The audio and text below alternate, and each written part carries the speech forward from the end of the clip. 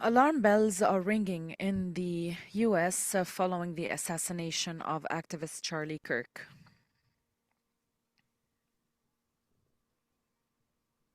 The repercussions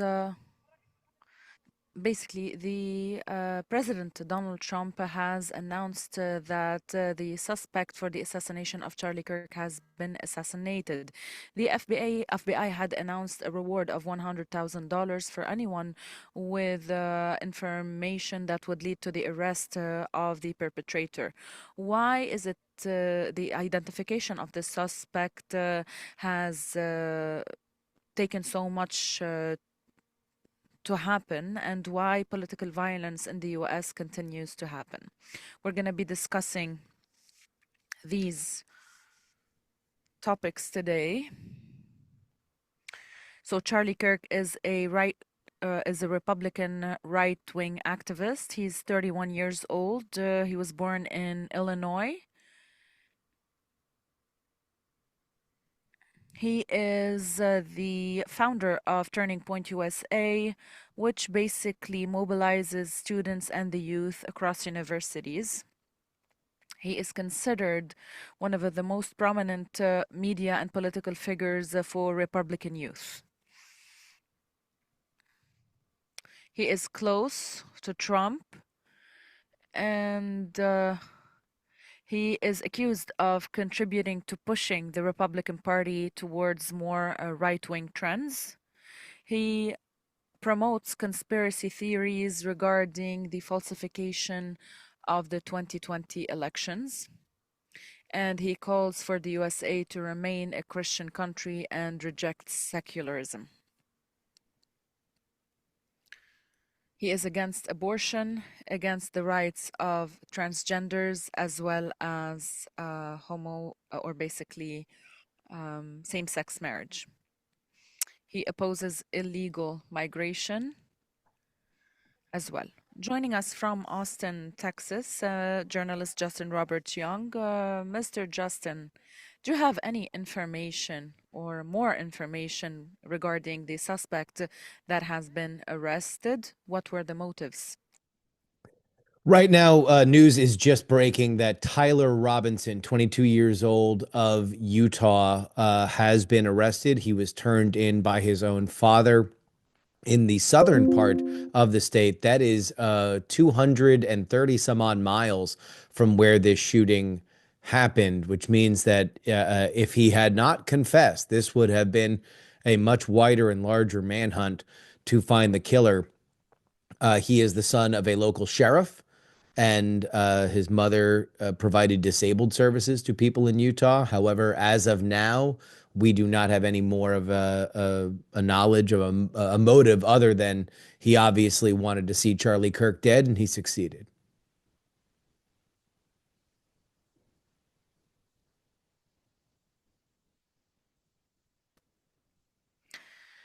He's 22 years old, as you mentioned, and he is actually very accurate in his shooting. Basically, one shot to the neck of Charlie Kirk was enough to kill him.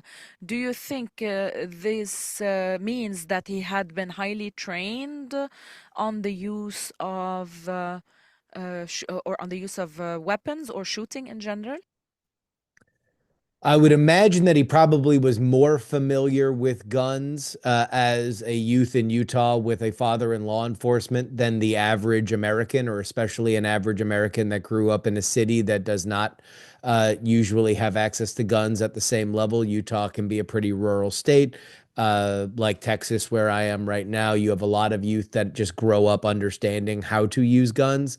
That being said, the 30-06 Mauser bolt action rifle that he used to kill Charlie Kirk is not something that without training you can't shoot from that distance. I had a friend of mine who was a little skeptical of that go to the range yesterday, and he said untrained he was able to start hitting the center of the gun from 200 yards without a scope within a few minutes of firing. So no, I don't believe that he was trained in any kind of professional capacity.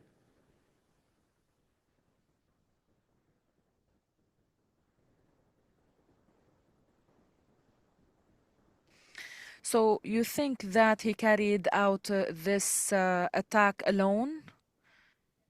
He wasn't pushed to do so. He's 22 years old. He is from a middle class. He is the son of a guy who is a sheriff, and his Hmm. mother provides services for the disabled people. So maybe there's no clear motive. Could he maybe pushed because of hate speech to do so? There's no doubt that we are going to spend the rest of the day here in America and probably the rest of the weekend pouring through any and everything that this 22-year-old has put online. And there will be plenty of discussion as to motive. Right now, obviously, there is a gigantic conversation in this country about political violence. Including, we've seen a lot of stuff that has happened either to political figures, like Donald Trump's two assassination attempts, one that nearly succeeded. We saw the death of a state senator in Minnesota that was killed by somebody that was clearly disturbed. But we have not seen, aside from those two Trump attempts, something that happened on stage, something that was clearly a message meant to say that you are talking about things or your existence needs to be ended in front of the people that are here to see you so they can understand why. Uh, We'll find out. There's certainly a lot of guesses as to what side of the aisle that he came from and whether or not he was motivated by leftist reasons or by right wing reasons. There is a sect of people on the right that very much reviled Charlie Kirk for his support of Israel. That's a possibility, but we're going to find out as more information comes out about his digital footprint and those that were around him.